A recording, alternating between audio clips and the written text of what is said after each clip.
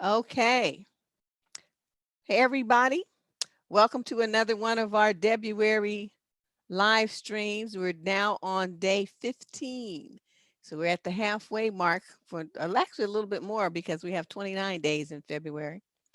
But our guest today is going to be talking to you about your sense of self and your sense of value and feelings of worthlessness and not being good enough and all those kind of things that impact your choices in life, your choices in relationships, the ways that you set boundaries or do not, all kinds of things. Your feeling about who you are as a person is at the basic core of everything that we do on this channel. If you don't feel worth that you're valuable enough to have love, to have rights, to have boundaries and stand up for yourself, tell people no, all this kind of thing, it just is pointless. You're just going to end up with a lot of suffering. So we have today a wonderful, wonderful guest named Susan Burrell.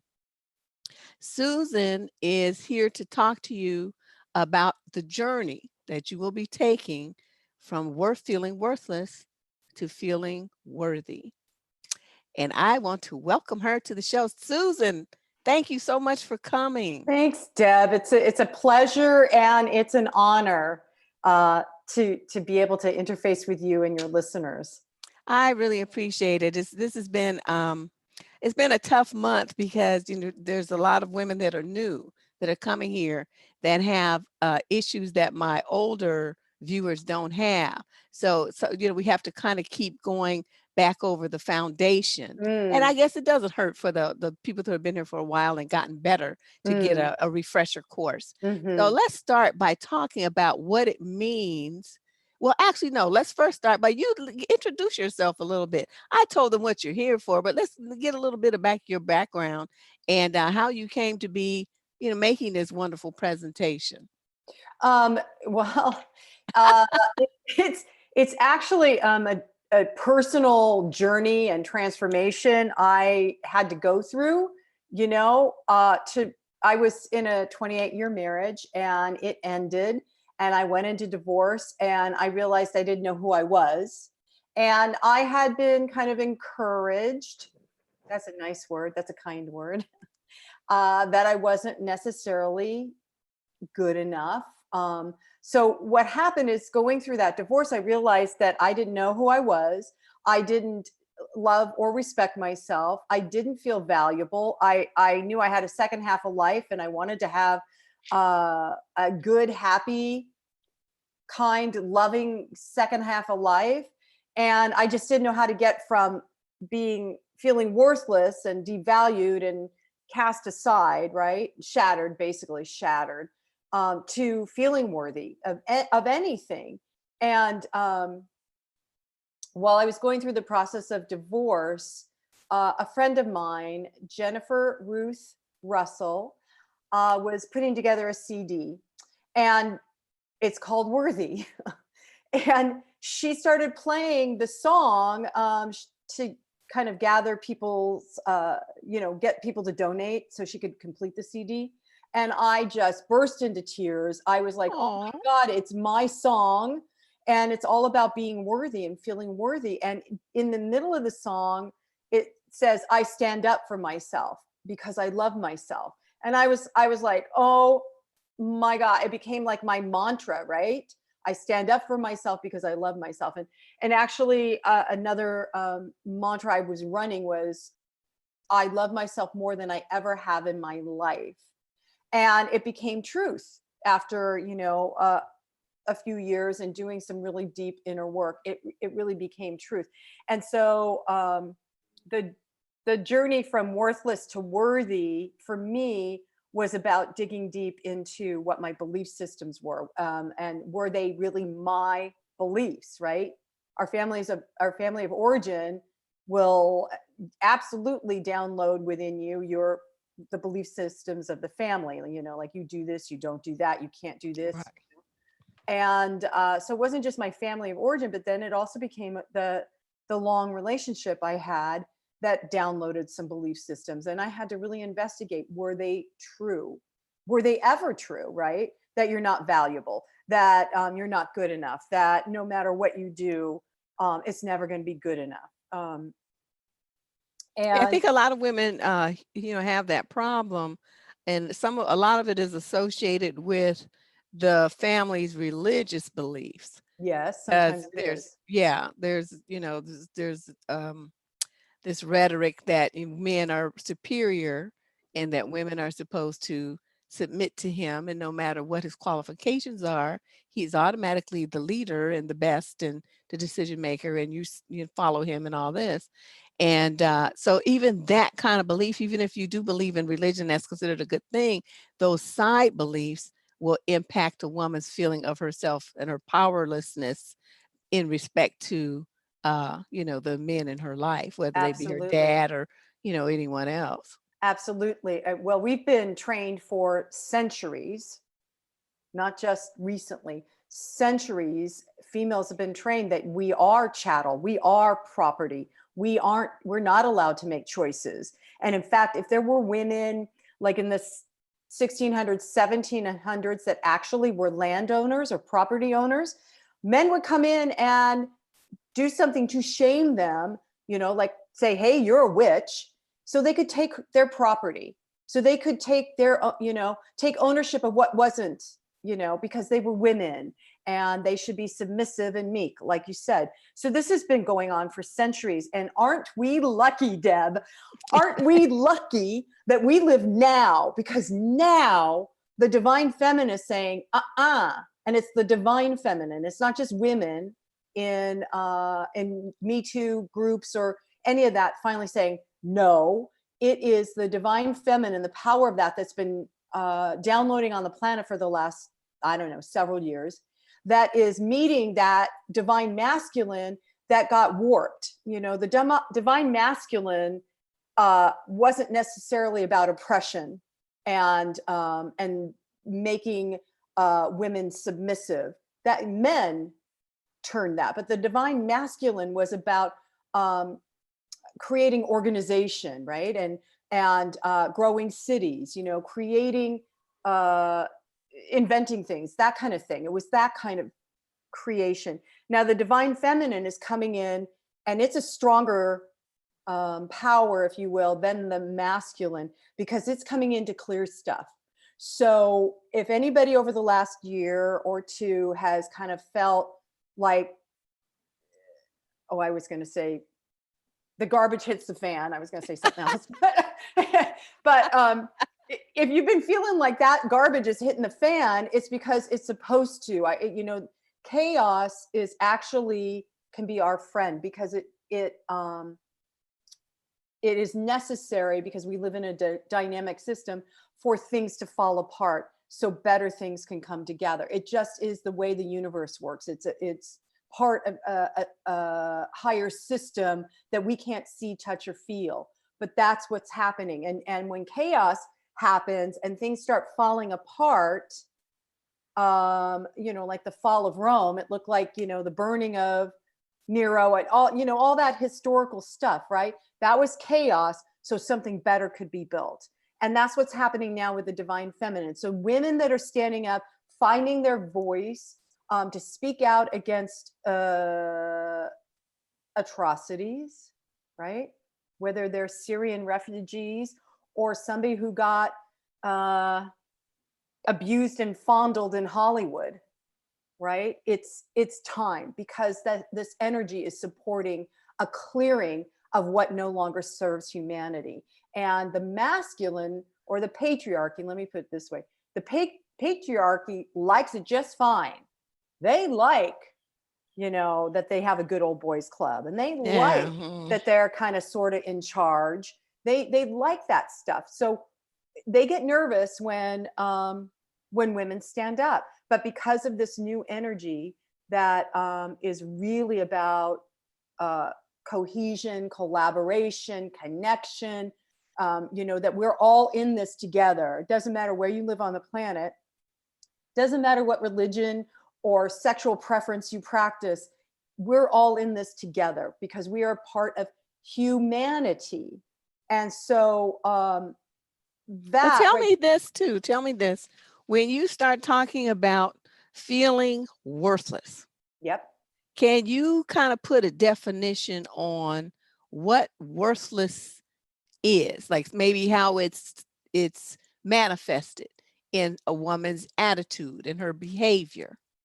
Yeah, I can give you some examples that clients have brought to me, because their experience is different than my worthlessness, Okay. right? But for one of my clients, she never had a voice. Her family of origin, she was not allowed to have a voice.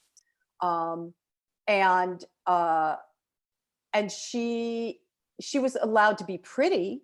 She was allowed to be smart, but having the voice and standing up, she grew up in a Hispanic family, right? So a Latina is definitely there to serve the man, right? Make the Right. dinner, do the laundry, raise the kids, and that there's lots of cultures like that.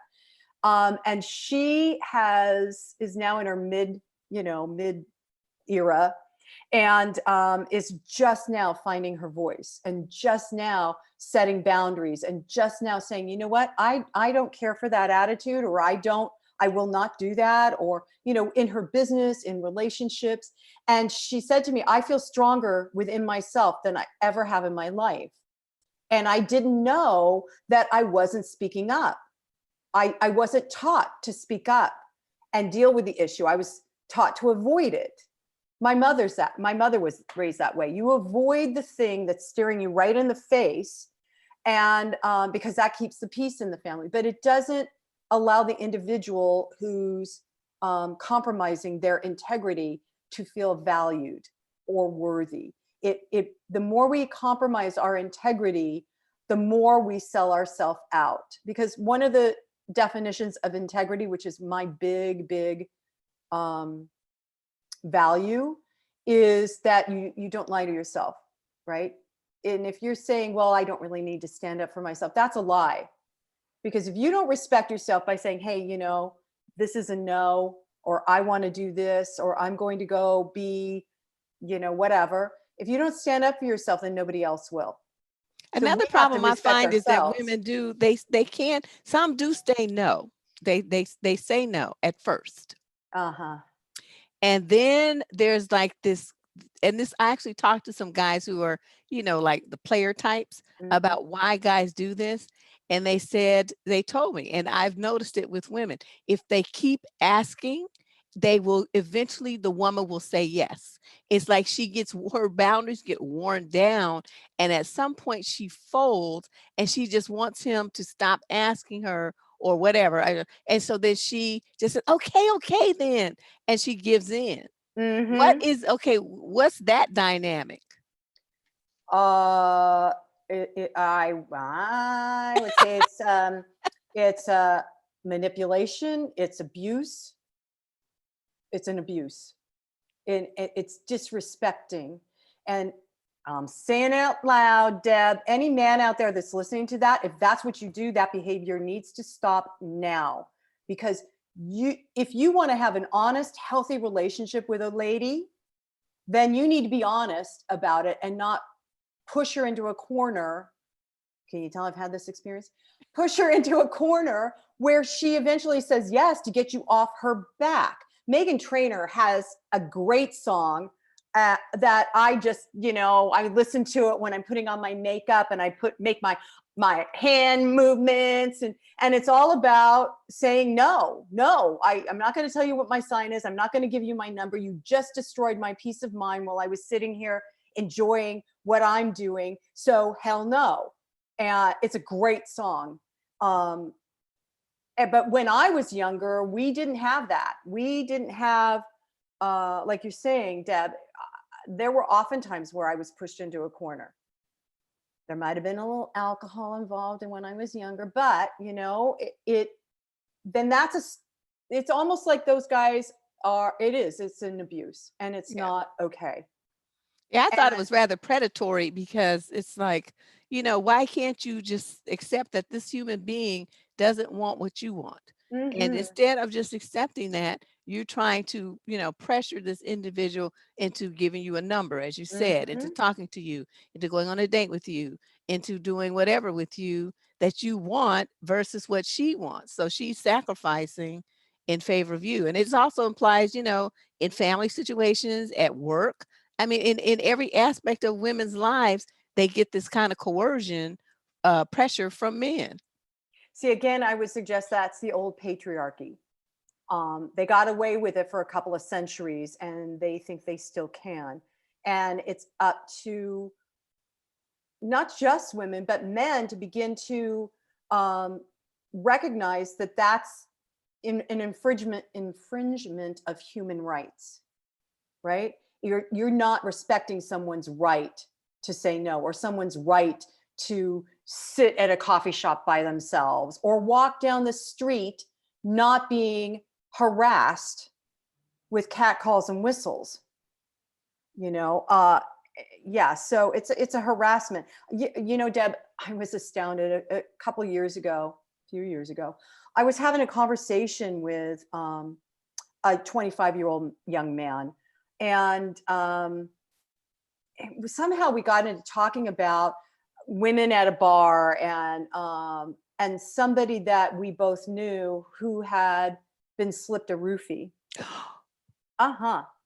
And I was stunned, and I'm like, well, so did you do anything? He goes, no, why would I do anything? That stuff happens. It just happens. I'm like, oh my God. So I immediately rushed to my son, who's the same age. And I'm like, if you're at a bar with some of your friends and you see a girl who is too drunk to stand up for herself, what do?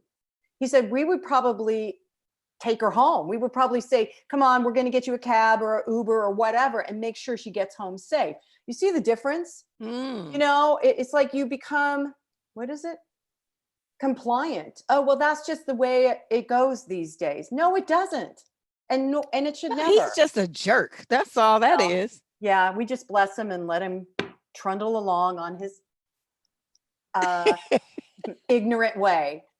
Someone here has something they want me to share with you. It says, so glad for this topic I just shared earlier with support group members about feelings of unworthiness due to family of origin abuse and trauma.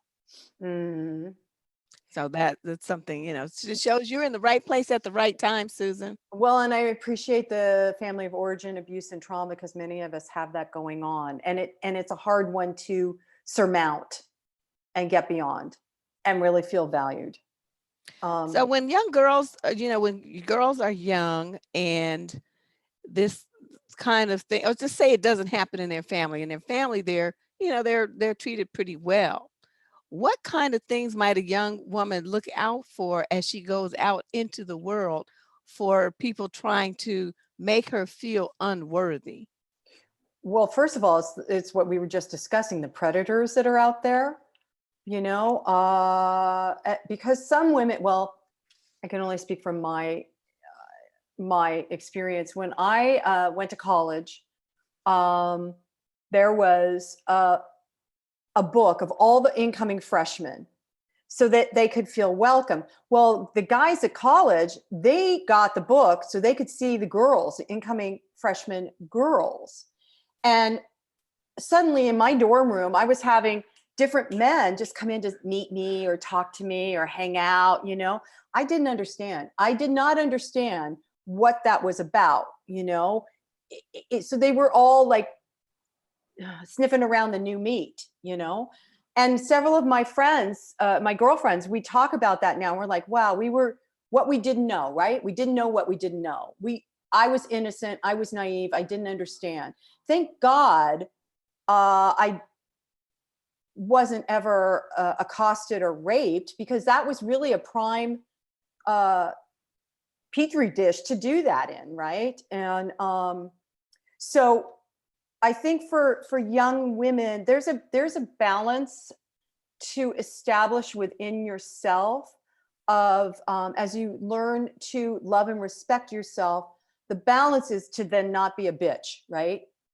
Be a bitch when you're supposed to, but not in a way that keeps you from not receiving honest love, whether it's from women or men in friendship or intimate relationship. But when we put up walls because we're afraid, or we say, I love myself, so I'm not going to do that. You just double check, because the heart center is permeable, and it's important to keep it open so that the love that you are developing by loving yourself can flow out from you, and the love that is yours to receive can flow in.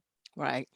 So I don't know if that helps or answers anything, but I think as people mature and get older, that's when you can see with hindsight, right? Oh, wow. Yeah. Like, And why did I do that? right, what made my choice. My mother was just over here, and she was sharing about a friend who had committed suicide, and she was going back over it and over it, and I said, Mom, it kind of sounds like you're kind of making amends with her in a way, because you keep wanting to figure out if there was something you could have done, and there wasn't really anything you could have done. So it's becoming clear in where we loop our brains are so highly active, and we'll loop into a story we're telling ourselves, or a belief that was told to us, and we don't even know, right? Then we Right. become unconscious. Even people that are conscious, there's still those loops. The neurosynapses are still connected in some negatory way, right? So as you begin to excavate your belief systems, like really dig down and go, okay, not just I believe I'm not worthy, but is it true? And then ask, where did it come from? And not so you can go back and blame and shame somebody, but just to see the point of origin, the point of wounding, where it started, because then you can begin to bring either let go of that past piece or that belief system, and bring yourself into who you are now, which probably doesn't have anything to do with that past garbage, right? Those beliefs. Yeah, I encourage them to do that kind of thing all the time. It's like, okay, this is what you believe that you should do, as a woman. This is what you should believe you should be as a daughter. This is what you should believe you should be as a girlfriend, as a wife, as a mother. Where did that come from? Who told Exactly. you that? Why do you Exactly. believe that? And is that working for you now? Is that part of who you are? Does it make any sense in your life as the person that you are today? And, Mhm. I encourage them to do that kind of insightful work and digging down deep. But it's good to hear somebody else say it too. So my question to you, Susan, is, okay, someone is not feeling very, good about themselves, and they're feeling rather worthless and unhappy, and like they don't really have much value, and they want to get on the path to feeling better about themselves. Do you have any, like, maybe the first 3 to 5 things that they should do to get started? I absolutely, well, the first one is to look at your belief systems and dig them out enough. And part of that, journaling helps with that. At least it does for me, to kind of journal it out, so it's out of my head. I can lay it down, close the book, and begin to excavate it. But then the next thing for me was to face my fear, because when we're afraid, we stay stuck, right? You don't want to look at the boogeyman under the bed or in the closet or inside your heart, right? And so, in facing your fear, whatever it is, even in small increments, um, you begin to see where you've allowed that fear to control you, right? If it's a victim of abuse, there's a lot of fear, right? And to begin to see, is that person who created that fear because of my abuse at a young age, is that still relevant? And a lot of us have that post-traumatic trigger, right? Something will happen and all of Mhm. a sudden you're like, boom, right back where you were. But to begin to face it, then you can let it go. And oftentimes the fears I found that I really didn't want to look at were so minimal that they would disappear. They would just dissolve once I faced it.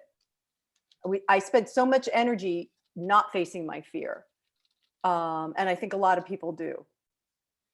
Okay, so that was 2 things: face your Hmm. fear and journaling to dig out Your your beliefs. feelings and belief systems. Uh huh. Is there a third? Yeah, I got a couple more actually. another thing for me is, this is a new practice for me now, is actually I do mind mapping, and mind mapping is a nonlinear process that helps, because when we're trying to figure out what's quote unquote going on with us or wrong with us, our mind will start ticking off the numbers, or ABC, or it becomes a flat line. And mind mapping is a circular creative experience, so that what is really residing in your heart can show up. And so what you do is, so I've been mind mapping on self-forgiveness. What are you angry at yourself about? Excuse me. It's not just, well, it's not about being angry. It's about that sticky stuff of shame or anger, that sticky stuff of fear that I can't step over, and so the mind mapping it clarifies for me. Okay. And since I've been doing it front and back on a piece of paper one day, I got to see where some of my worthless beliefs had come from, number one. And then I was able to see that the stuff that I was really holding against me, like the bad decision I made years ago, really was a gift. You get to find the gifts in looking at forgiving yourself for mistakes, forgiving yourself for holding on too tight to a relationship that wasn't really going anywhere, or forgiving yourself for staying in a job way too long because it gave you a paycheck but no fulfillment. Those kinds of forgiveness pieces. I see. Okay. And then you could begin to see, wow, I did stay at that job way too long, and I did it for money. So then you can begin to ask yourself questions of, okay, so then who am I now? What is it? What kind of life do I want to live? And out of that, you can begin to rebuild a purpose that's more true to you, not based on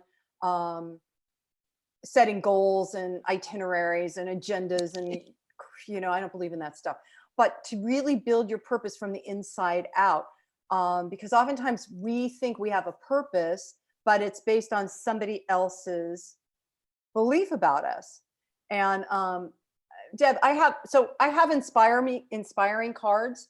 And yeah, I saw that, and I linked to it, but I was like, oh, I wonder what that looks like. Well, so this is a quote. The red ones are quotes. The white ones are affirmations. But I pulled this just before we started to record, and it kind of fits with what we're talking about. Funny enough. So may I read it? Sure. This is by Richard Bach, one of my favorite authors. And he says, freedom's not living as someone says I must, but living true to my unchained spirit. Ooh, I like that. Can you feel it? So when we can kind of get whatever the guck is, whether it's belief systems or areas of our life that we haven't forgiven, or we're holding resentments or grievances, when we can begin to let go of enough of that, then our true purpose, our purpose in being here on the planet, shows up. And it can be as big and beautiful as you want to make it. Because if you're living true to your unchained spirit, right, then that infinite divine spark that you are is going to show up and say, oh, thank God, I've been waiting for you to acknowledge me. And here's what I really think would be fun and cool to do. But you do have to clear stuff out. And another thing that I recommend is, in order to do that, clearing stuff out and really listening to within yourself, is to develop a spiritual practice of some sort. And mine is using affirmations, reading authors that cause me to think and open up my awareness more, but also meditation. And even if it's a walking meditation, going for a walk with your dog and looking at the beautiful flowers or the sky or the grass, but even that, if you do it intentionally, will help your mind to slow down so you can really hear the true wisdom that resides within you. There's a great, you can sit in meditation. You can listen to guided meditations. I have several on an app called Insight Timer. And Insight Timer is a great tool. I started using it several years ago with my students who wanted to learn how to meditate, because it's a timer. And so if you've got 5 minutes, you can turn on the timer and sit for 5 minutes and listen to some oming music or whatever you choose, a waterfall. But at least, and then when 5 minutes is up, the bell rings and you get on your day, or you can set it for 20 minutes or 45 minutes, for as long as you know. But I think it's a good asset to put in your bag, if you will, because of the timer aspect. It's just good to not only teach yourself, but then okay, today I've got a really hectic schedule. I can't sit for 30 minutes, but I can sit for 5 minutes. I'll do that. Oh, I like that. That's good. I think a lot of women don't carve out time for themselves, and a lot feel guilty when they do it because they're so busy with their family, their children, their job, or whatever. So sitting, for 10 minutes by themselves and concentrating on themselves, they don't do that, because there's a lot of guilt and embarrassment, and I shouldn't be like that associated with self-care of that nature. So that's a good idea. Thank you. So one of the things that I learned on my journey from worthless to worthy was, and learning to love myself more than I ever had, right, was to put myself first. Now, I've been only doing this for a few years, but putting myself first, that's the first thing that goes, right? Oh, wow, I didn't exercise today. Well, I'll do it. Oh, no, I didn't meditate. Well, I ate that thing I'm not supposed to, or I did but to put myself first, in meditation practices, people say, just come to the mat, right? Just sit. And it's true about putting yourself first.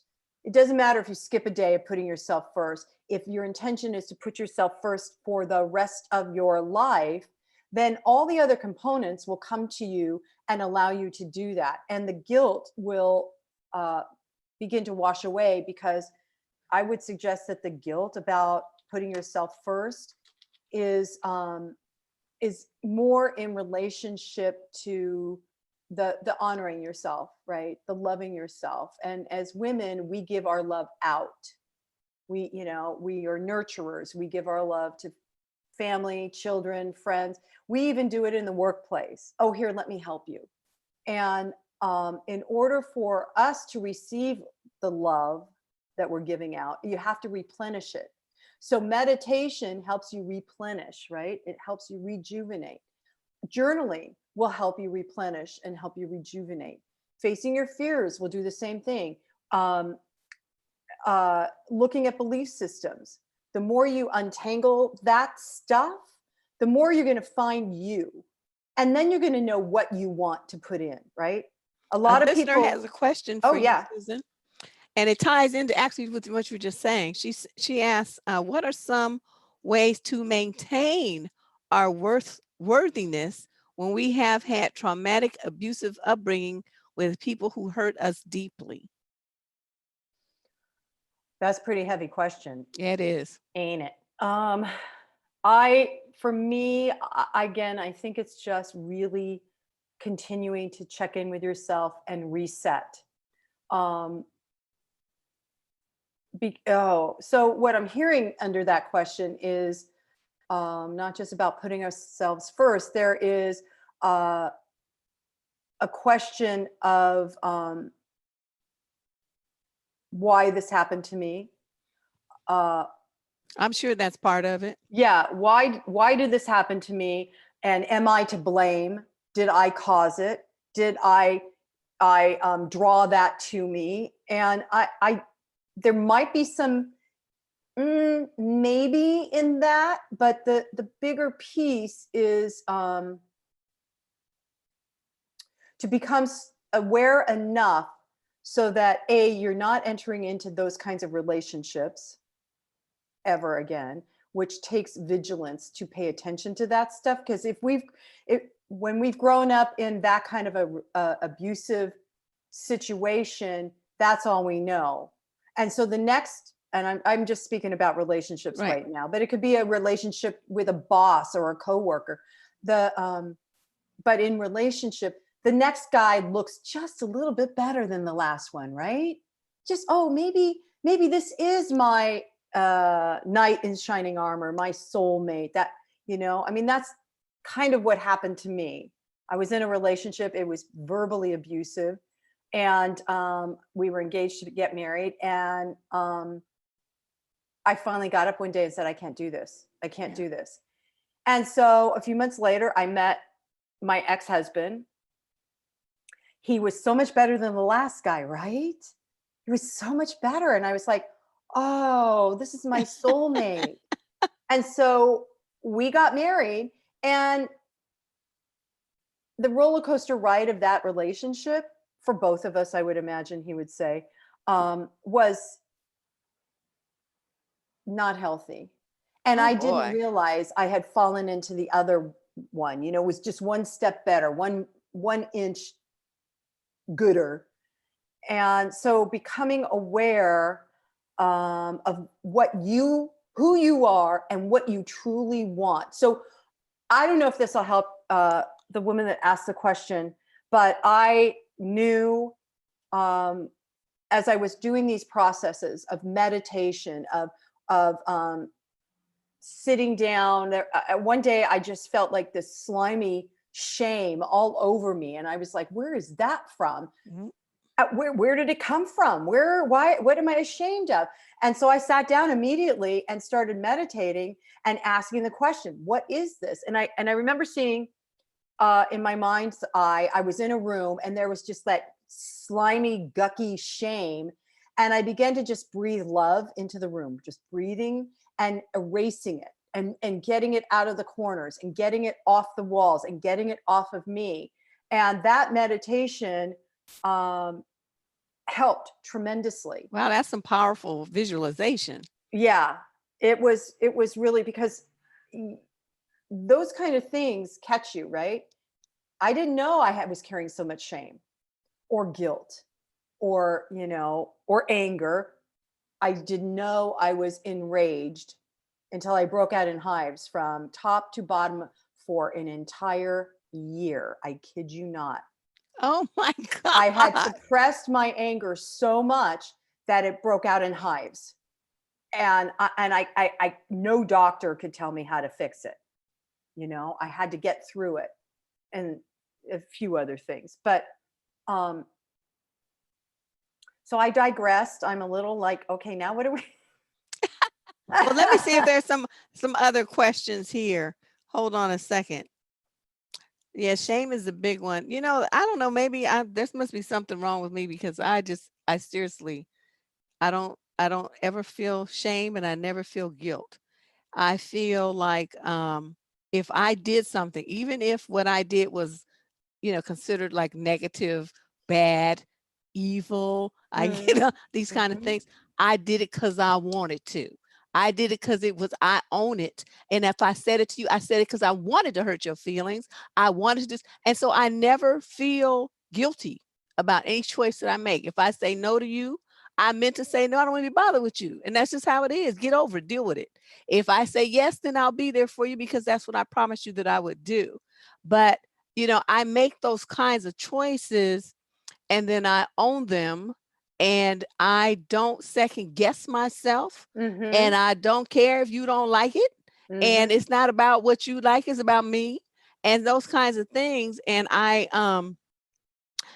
don't expect everybody to be like me, but it's the kind of thing like, I think part of that is acceptance.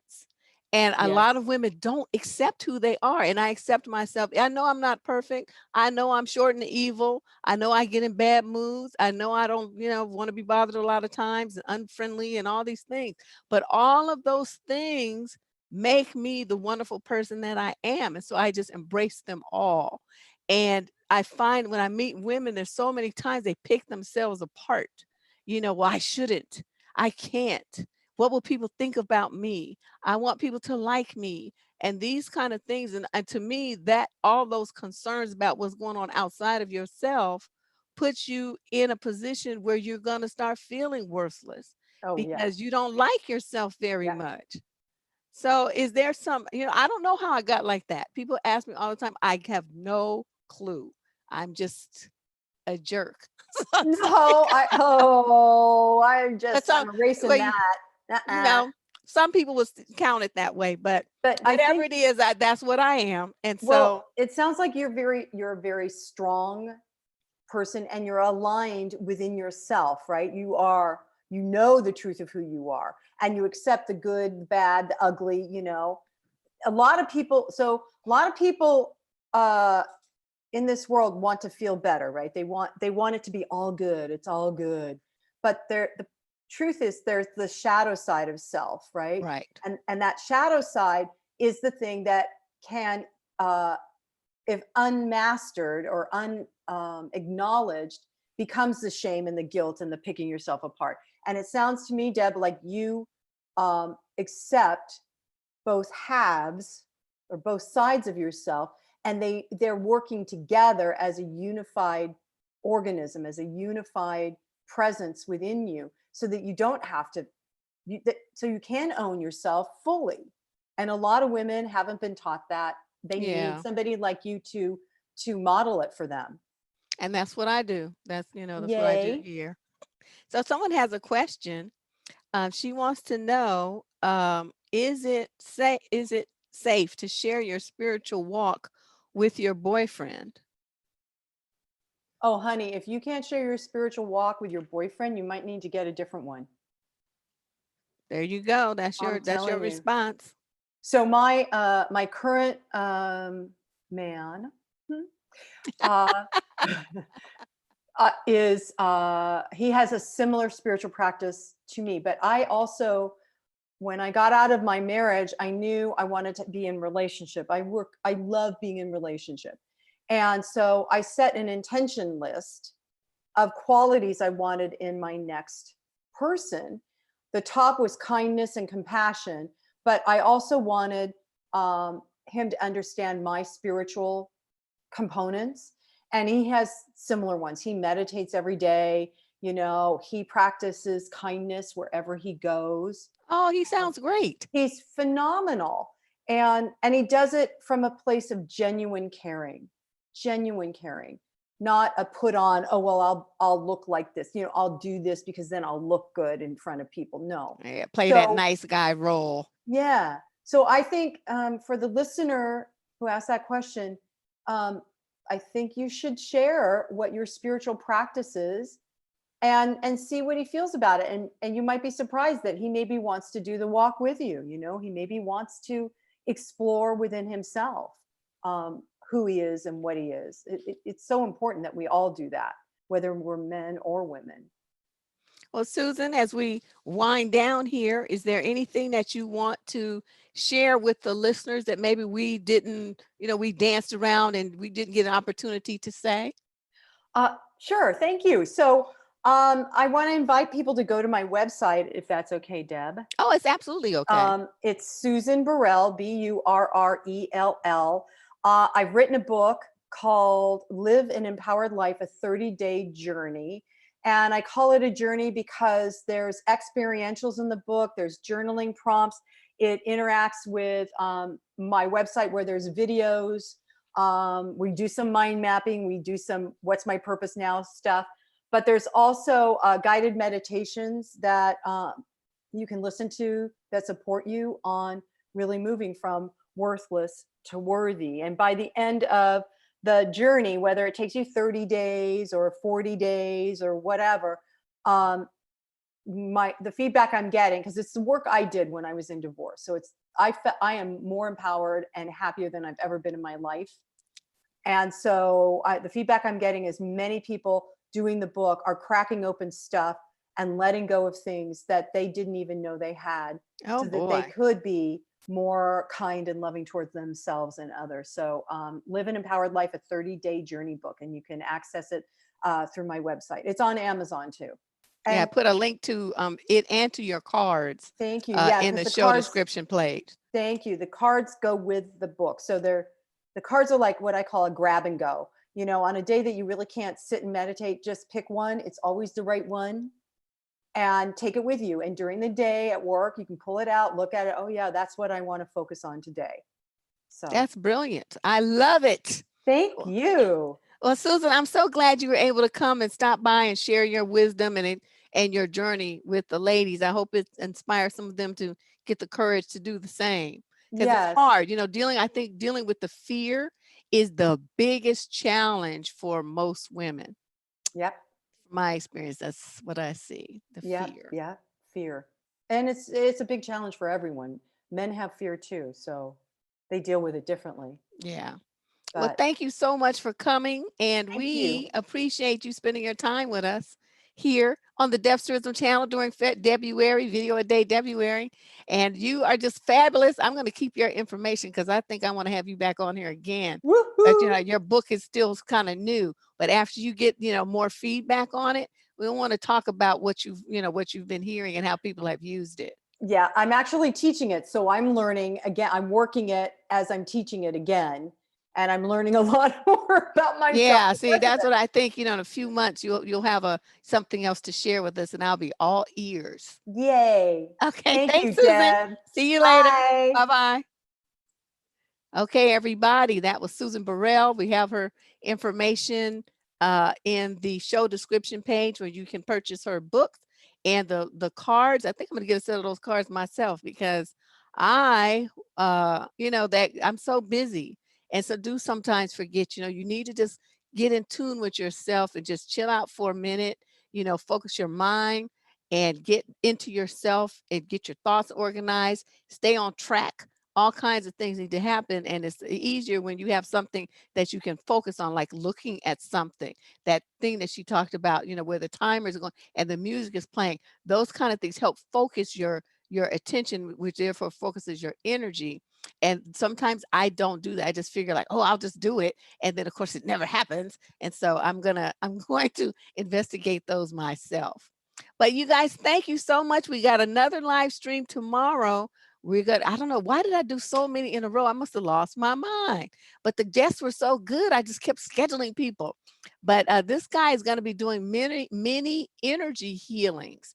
I put in the show description page. His name is Mark Hernandez.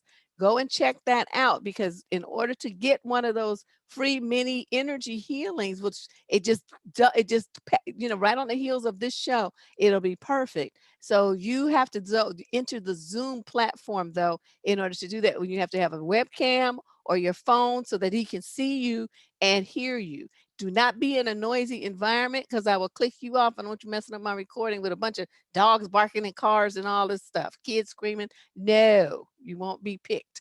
And if you do and we pick you on the microphone and you do have all that going on, I'm gonna just click you off. So make sure you're in a quiet environment. There's good lighting so Mark can see your face, and that you have, clear, quiet atmosphere so that you can speak and he can understand what you're saying. All right, those are my 3 requests. So read about it. There's instructions are repeated in the show description about what you need to do. We'll be on tomorrow for the free energy healings. He's going to be talking more about this very same subject, how to get yourself together. All right, ladies, it's been wonderful. Big hugs to everybody. And I hope you enjoyed your Valentine's Day yesterday and the rest of your weekend, of course. I'll see you tomorrow. Bye-bye.